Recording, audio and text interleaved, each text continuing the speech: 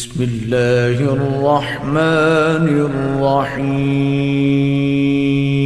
مومنین کرام، سب سے پہلے آپ کی چاہت، محبت اور خلوص کا بے حد شکریہ۔ ہمارے ساتھ کنیکٹ ہیں، چینل کو سبسکرائب کر رہے ہیں اور اپنی قیمتی رائے کا اظہار بھی کر رہے ہیں۔ پروردگار آپ کی دعاؤں کو قبول فرمائے، آپ کی مشکلات کو آسان فرمائے۔ اعوذ باللہ من الشیطان اللعین الرجیم، بسم اللہ الرحمن الرحیم۔ میرے واجب الاحترام مومنین و مومنات، السلام علیکم ورحمۃ اللہ وبرکاتہ۔ مومنین کرام، بڑی عظمتوں اور برکتوں والا مہینہ ماہ مبارک رمضان، ایسا مہینہ جس مہینے کے دن تمام مہینوں کے دنوں سے افضل، جس مہینے کی راتیں تمام مہینوں کی راتوں سے افضل، ایسا مہینہ جس کی گھڑیاں تمام مہینوں کی گھڑیوں سے افضل، ایسا مہینہ کہ جس مہینے میں آپ کی عبادات قبول ہوتی ہیں، ایسا مہینہ جس مہینے میں آپ کی دعائیں قبول ہوتی ہیں۔ ماہ مبارک رمضان کی فضیلت بیان کرتے ہوئے نبی اعظم صلی اللہ علیہ وآلہ وسلم لوگوں سے مخاطب ہوئے اور فرمایا، اے لوگو، اس میں شک نہیں کہ تمہاری جانیں گروی پڑی ہے، تم خدا سے مغفرت طلب کر کے ان کو چھڑانے کی کوشش کرو۔ تمہاری کمریں گناہوں کے بوجھ سے دبی ہوئی ہیں،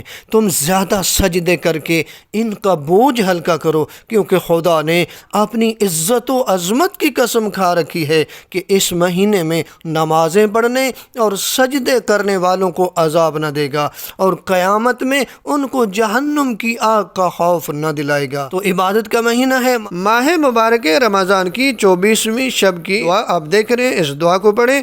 پروردگار آپ کی دعاؤں کو قبول فرمائے، آپ کی مشکلات کو آسان فرمائے۔ امیر کائنات علی ابن ابی طالب علیہ السلام بیان فرماتے ہیں کہ 24ویں شب کی نماز 8 رکعت نماز ہے، دو کر کے پڑھیں گے، فجر کی طرح پڑھ سکتے ہیں، یعنی ہر رکعت میں الحمد کے بعد کوئی بھی سورہ پڑھیں۔ امیر کائنات علی ابن ابی طالب علیہ السلام فرماتے ہیں کہ اس نماز کا پڑھنے والا حج و عمرہ کرنے والے کی طرح ہے۔ ماہ مبارک رمضان کے روزوں کا ثواب، نبی اعظم صلی اللہ علیہ وآلہ وسلم بیان فرماتے ہیں کہ 24ویں دن تم میں سے ہر شخص دنیا سے اس وقت تک نہیں جائے گا جب تک جنت میں اپنا مکان نہ دیکھ لے گا۔ تم میں سے ہر شخص کو 1000 مریض اور اس بے وطن کا ثواب عطا کیا جائے گا جو اللہ کی اطاعت کرتے ہوئے وطن سے نکلا ہو، اور تمہیں حضرت اسماعیل علیہ السلام کی اولاد سے 1000 غلام آزاد کرنے کا ثواب ملے گا۔